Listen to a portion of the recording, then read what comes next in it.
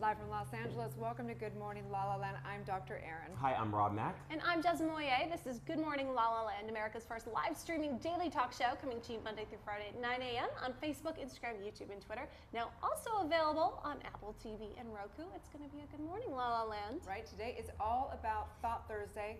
We're actually going to talk a lot about self-love and suicide prevention. It is a love and light and heavy day at the same time. We've got an entire crew in the house, director, cast, all kinds of people dealing with war, love, and life. Life, that's right. Life. This is life, you guys. Life, love, and laughter. Thursday. Thursday, Thought Thursday. We are so excited to welcome you to the show, the community behind a movie that is changing and saving lives. Everyone from Warfighter, good morning. Good morning. Good morning, you guys. Hey. Oh, hello. We have Miss Christine Marie. Thank you so much for being here today. We know that you have served 17 years as a U.S. combat medic. Wow, that is incredible. Thank you for being with us today. Thank you for having us. Jerry, writer, director, you're making your debut with Warfighter. Good morning. Hey, thanks for having us. This is awesome. Oh, this is awesome. absolutely. It's really good. And Ms. Victoria, hello. Hi. It's summertime. It's so nice to have you here. Look at that smile. She brings so much sunshine, doesn't she? Do your thing like that. And Scott, it's a pleasure to see you. We knew you were part of the production team and part of the cast of the movie. So fun. Here on Good Morning La La Land, we like to know, how do you start your day, you guys? What's your morning routine like? Christine, I'm very curious. Let's start with you. I have a feeling it's very disciplined. Well, I work as a home care nurse, so the first thing I do when I wake up is have coffee. And then I have 2 dogs, so I take care of my dogs. I take them outside and feed them, give them breakfast, and then I make myself something to eat. I'm usually out the door after that. Beautiful. Jerry, what's your morning routine? Well, I guess it's pretty, as you would say, basic. Wake up pretty early, like around 6 o'clock, get some coffee. And then Ryan Davis, who's my trainer, which is right here, he's a veteran as well. We'll go to the gym and lift weights for a good hour and a half. And then it's going back to the home office and setting up more projects and kind of promoting Warfighter, setting up screenings and stuff like that. Wow, that's awesome. Victoria, how do you start your day? I get up and sometimes I really roll out of bed. I brush my hair, brush my teeth. I don't drink coffee. Not yet. Yeah. And chocolate milk? Yeah, chocolate milk. Oh, good. Orange juice. That might evolve into a mocha. I have a feeling. Yeah. That is my premonition for you. Starbucks is right around the corner. Exactly. Scott, what's your morning routine like? How do you start your day? You know, I don't really have a routine. It kind of depends on what's going on at that point in my life. I wake up, obviously, and have my coffee, get started, and then depending on whether there's a project coming up or, you know, dedicate some time to promoting Warfighter and getting it going. It just kind of depends on what comes along. Usually it involves a script and studying and trying to put the pieces together in my mind to perform that day. So.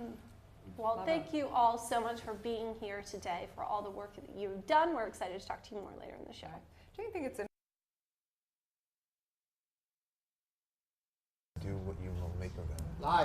Live from Los Angeles, welcome back to Good Morning La La Land. We are so honored to be talking about Thought Thursday and suicide prevention, self-love, and we are honored to have the Warfighter movie director, Jerry G. Angelo, and starring Victoria Clare as one of the roles. How are you guys?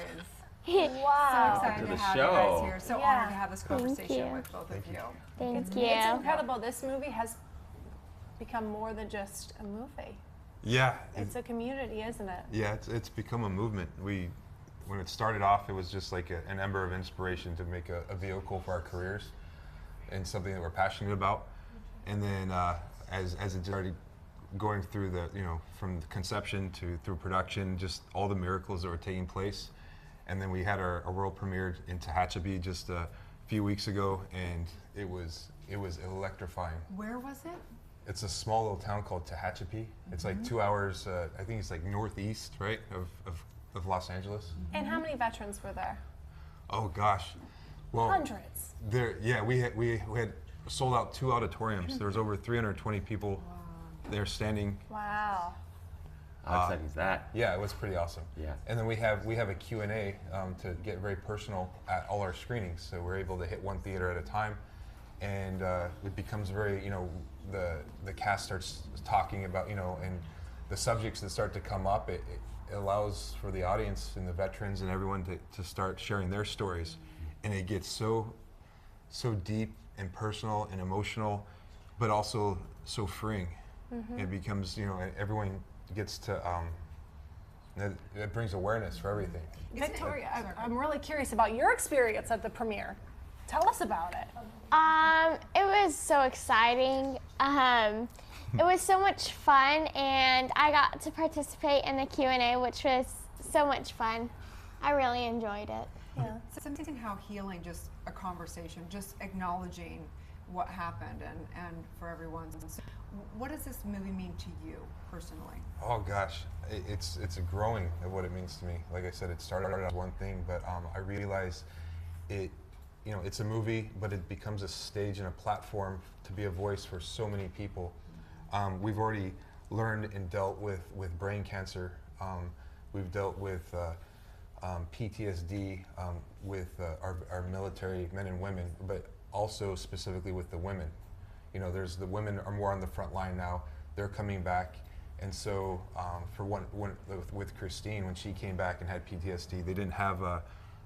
She was going to go into a counseling group with for a group of men, and she was the only woman. They wouldn't allow her in there because they were afraid that the men would close up, and they wouldn't be able to talk. So she had to find a different avenue, which didn't suit her well. So there's all these different things that come up. We have a look at the movie. We'd love to show the trailer. Yeah, totally. Let's please. take a peek. Sweet. Talking about back home. You want to get home, but you can't think about that when you're in the field. And we had a job to do, so just do our job.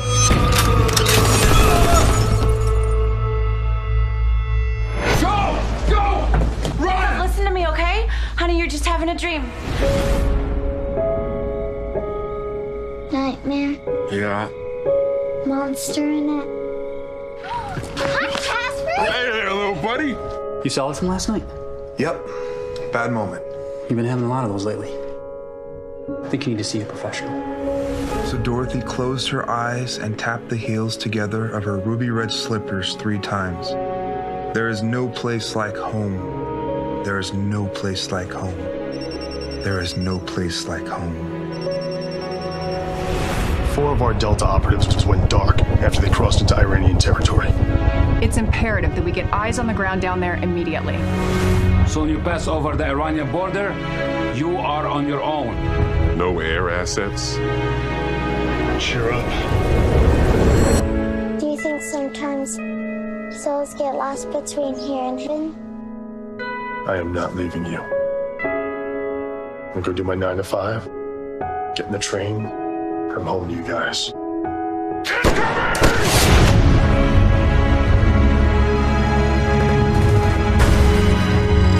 Clear this.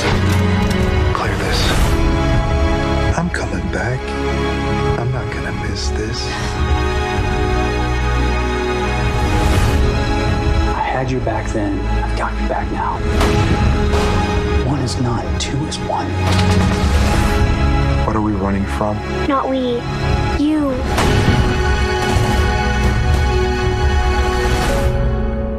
You know what the moral of the story is? Always go out doing something that you love.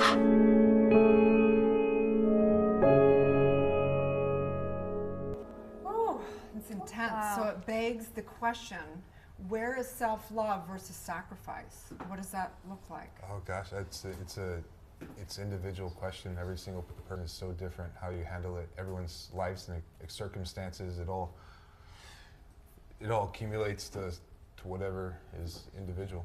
Is the best way to put it. Great. Yeah. Great. What was the most difficult part about working on this movie?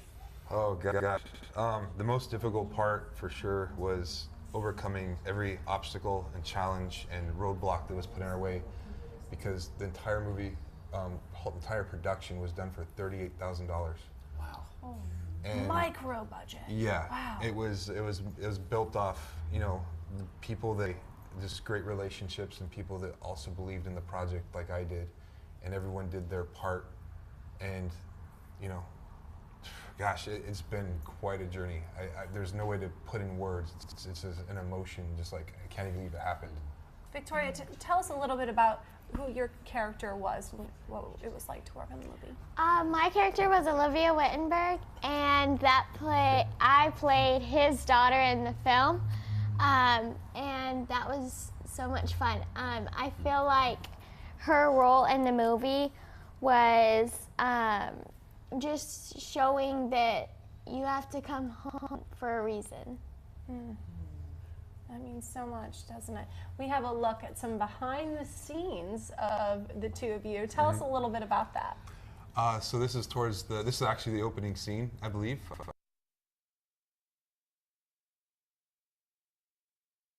Can I have a cool nickname like you? What are you talking about? You got lots of cool nicknames. You got some of the coolest nicknames in the entire world. Kidwit, Munchkin, Pumpkin, Nugget, Angel Blue Eyes, Total Lame-o. I want something more like Wolf Girl, the most awesomest superhero in the village. Dun dun dun! You are so silly. Mommy says she misses your handsome face. Mommy says that?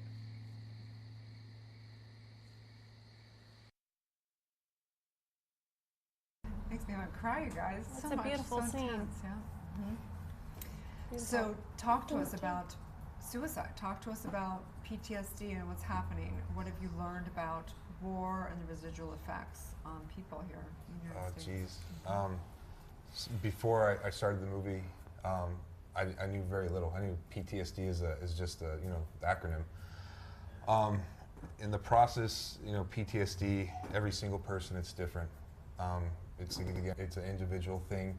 You can't treat one case the same for everybody. It's all different.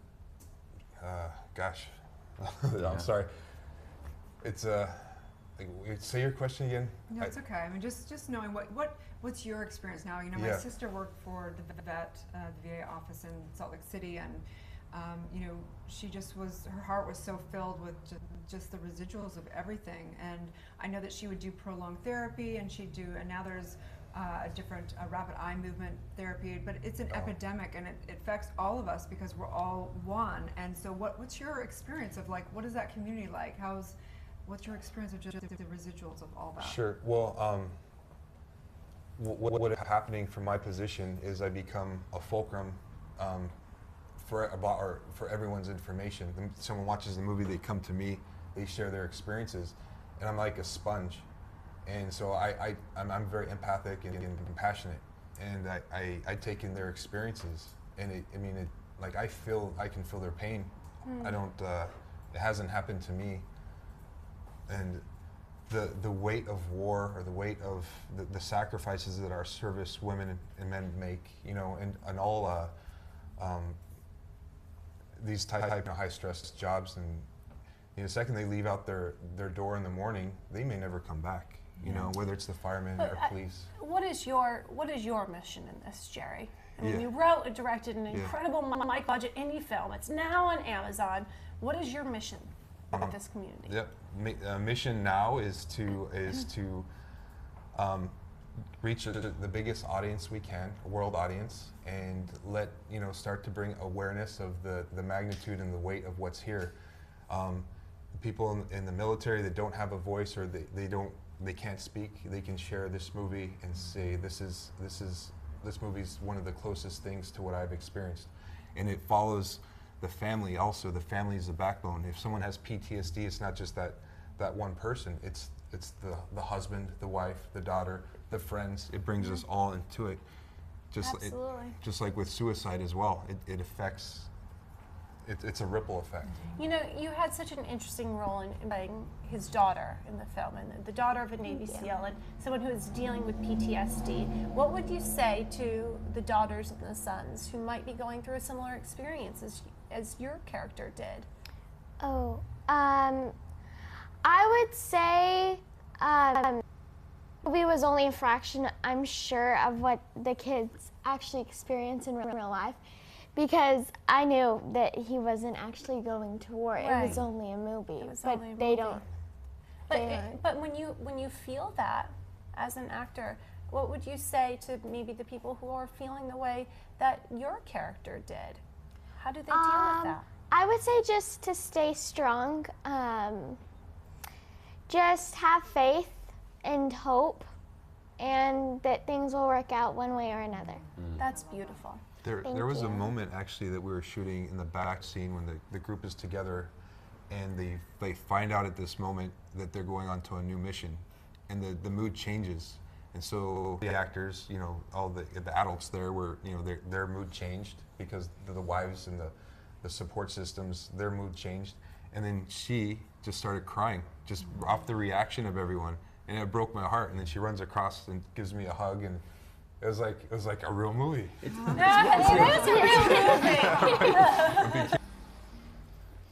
Welcome back. We are live in Los Angeles honoring Thought Thursday, and we have a very, very incredible community here, the community of Warfighter, Miss Christine Marie and Scott Grady. Thank you so much for being here today. Thank you for having us. We're so excited to learn more about your story because it really, truly is incredible. I mean, you have served in the U.S. combat, as a U.S. combat medic for over 17 years. Yes. Wow. Tell us, what exactly is your responsibility in that? I was in the United States Army. I was a combat medic. I had actually enlisted prior to 9/11 and the beginnings of the war in Iraq and Afghanistan. So most of the time when we're in a non-combat situation as a military as a whole, my job is just to take care of troops at troop medical clinics, at bases around the country and overseas as well, or to work in the Army hospitals. Wow. And you also served with Blackwater, the only female in the United States that served in the capacity you did. Yes, I was, Blackwater would not look at you. They were a contract company, contracted through the U.S. State Department. And so they took care of the diplomatic mission in overseas. They would not look at you unless you had deployment experience, which I had at the time that I applied. I didn't know that they even hired women.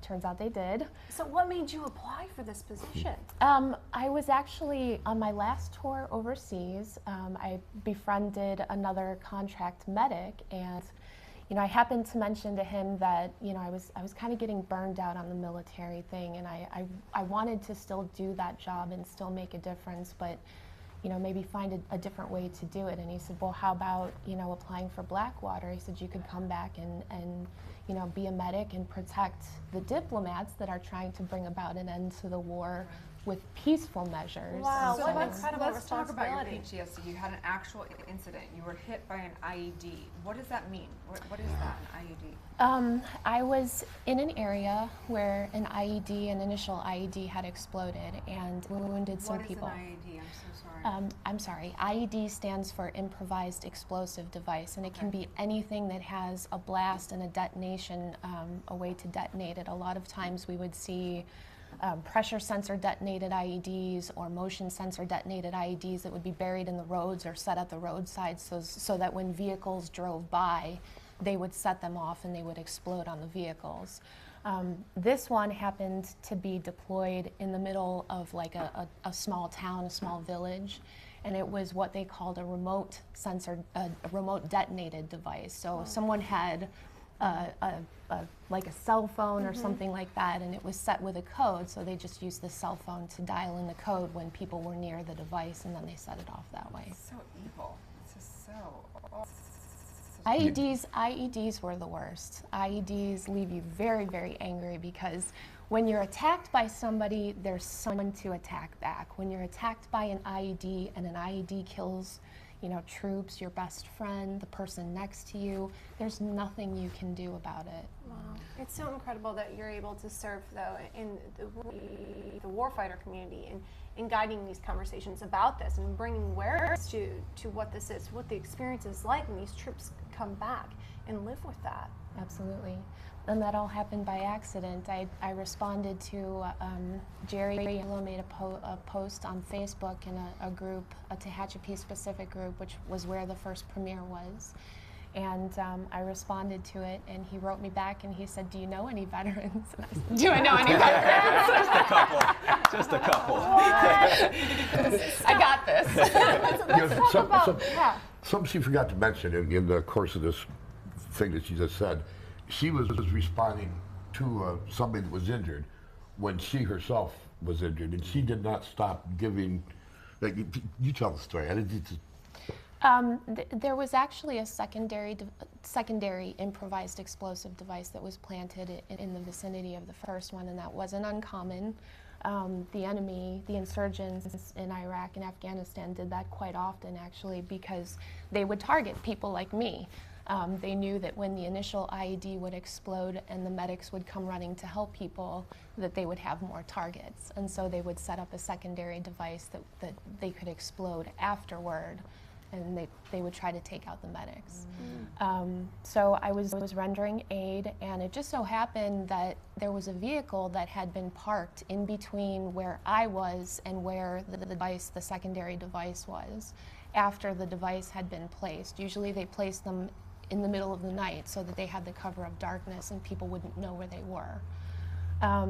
So when that device was detonated, the vehicle that was actually in between myself and the casualty and the secondary IED took the brunt force of the blast, and it was a smaller IED than the first one, thankfully. If either of those two things had not been the case, I probably would not be sitting here talking to you. So I was hit with shrapnel. A piece of shrapnel ricocheted off of something, and it came up and hit me underneath my flak vest, and it impaled itself in my abdominal wall. And it went in deep enough that it lacerated my liver, and so I eventually had to be medevaced to the Combat Support Hospital in Balad, and I had surgery there. So how are you doing with PTSD? Have you had some therapy period? How are you doing it now? I actually kind of bounced around when I first got home. I did the same thing that a lot of vets do. They can't bring themselves to admit that they, suffering from certain things, and I was angry. I was really angry for a long time. For me, the survivor's guilt was one of the biggest issues, because as a medic, I wasn't able to save everybody, and I did lose some of my good friends, and so I carried that with me as well. So Jerry told you guys the story of how I tried to get into a support group that was initiated by the VA, but because it was an all-male group, I wasn't allowed in. Unfortunately, they didn't have an all-female group because they didn't have enough women to field an all-female group. And so I, kind of bounced around and did my own thing for a while. And then I was able to find a counselor on the civilian side who was an older woman. She had experience treating Vietnam era vets with PTSD, and she was able to work wonders for me. And then I got involved in the veterans.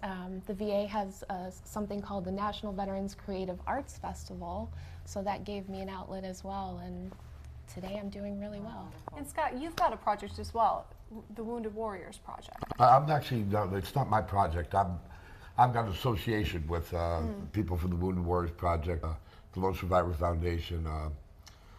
There's 3 or 4 more that I've met a gentleman who's lucky enough to befriend him, and he's going to help us out with this campaign. We're going to take Warfighter city to city, town by town, and do up close and personal screenings with our vets, as many bases as we can get to. What he told you about what happened in Tehachapi, the stories and the things that you get back from these vets when they see this movie is just, it's very cathartic to them, and it's very humbling to me. I'm an actor. I get to portray what these people went through, and to watch what they get up, the stories they tell. It's very hard to explain. I never expected to be touched like this, but it's really grabbed hold. I can wake up in the morning and know I'm going to go act and do something and come home. These people are living their lives. I can't imagine the turmoil that goes into their head. And this Warfighter is going to give us a vessel to, you know, try and get some healing, get some understanding about what's really happening out there. There's an awful lot more to PTSD than it was a buzzword to me. You know, you find out all the different things that happen when the people come home. They get shuffled from one drug to another, to one therapist to another. They never see the same people twice. They have no, the government isn't behind them. It's almost like they're fighting a war all over again. And if there's anything that I can do with Warfighter and with this movement we have, to bring awareness to that and just try and, you know, So important. not quite sure where it's going to go, but we're going to follow this through to I love to that. do what we can.